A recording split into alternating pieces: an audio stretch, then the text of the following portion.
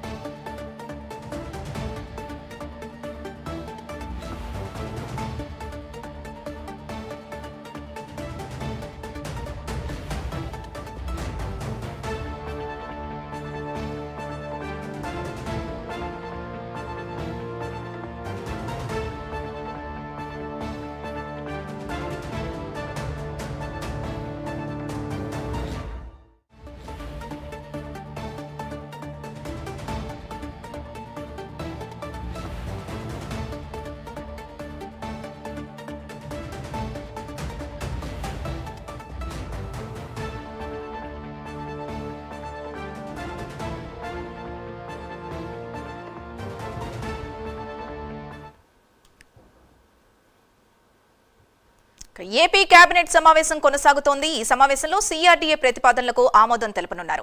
ఇదే అంశానికి సంబంధించి పూర్తి డీటెయిల్స్ మా ప్రతినిధి రాజ్ కుమార్ అందిస్తారు. రాజ్ కుమార్,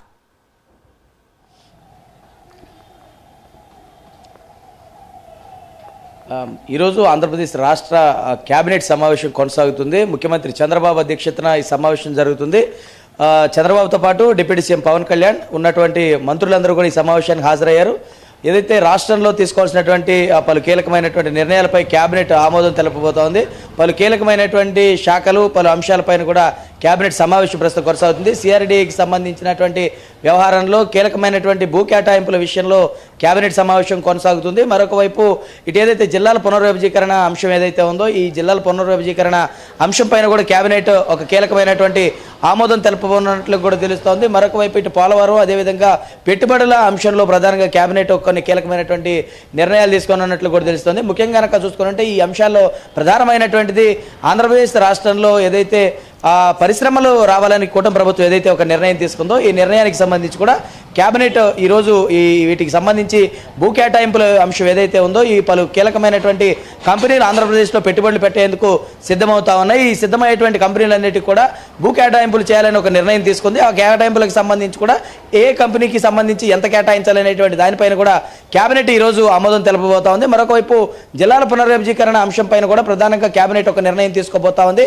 ఇప్పటికే వీటికి సంబంధించి కూడా ఒక సబ్ కమిటీ ఉన్నటువంటి వాటిలన్నిటికి సంబంధించి ఏ ప్రాంతంలో ఎంత అంటే ఒకవేళ ఏదైనా నష్టాలు ఏమైనా జరిగేటువంటి అవకాశం ఉందా, ప్రాంతాలకు సంబంధించి కూడా ఈ ప్రభుత్వ కార్యాలయాల ఎంతెంత దూరంలో ఉండబోతా ఉన్నాయి, ఇది ఎవరెవరికి ఏ ప్రాంతాల్లో వెళ్ళబోతారని అనేది కొంత కూడా క్లారిటీగా రావాల్సినటువంటి అంశం ఉంది. కాబట్టి దానిపైన కూడా కేబినెట్ సబ్ కమిటీ ఇప్పటికీ ఒక నివేదికను సమర్పించింది. మరొక వైపు స్త్రీశక్తికి సంబంధించి అమలు చేసినటువంటి పథకానికి సంబంధించినటువంటి రివ్యూ ఏ విధంగా ఉంది, దానికి సంబంధించి కూడా కొంత ఒక నివేదికను తయారు చేశారు. దానికి సంబంధించి కావచ్చు, ఇట్లా పలు కీలకమైనటువంటి 2-3 శాఖలకు సంబంధించినటువంటి సమీక్షలు జరిపినటువంటి తర్వాత కేబినెట్ వీటన్నిటికీ ఆమోదం తెలపబోతా ఉంది. ఆమోదం తెలిపినటువంటి తర్వాత వాటన్నిటికి సంబంధించి కొన్ని శాఖలకి సంబంధించి నిధులు కూడా విడుదల చేయనున్నట్లు కూడా తెలుస్తా ఉంది. ఏ వాటికి ఎంతెంత నిధులు కేటాయించారు, వేటికి సంబంధించినటువంటి అంశంలో కేబినెట్ నిర్ణయాలు ఏ విధంగా ఉండబోతున్నాయి అనే దానిపైన కూడా ప్రధానంగా చూడబోతే పవన్ కళ్యాణ్కి సంబంధించినటువంటి అంశంలో 5 శాఖలకు సంబంధించిన వాటిపైన కూడా ప్రధానంగా ఈ కేబినెట్లో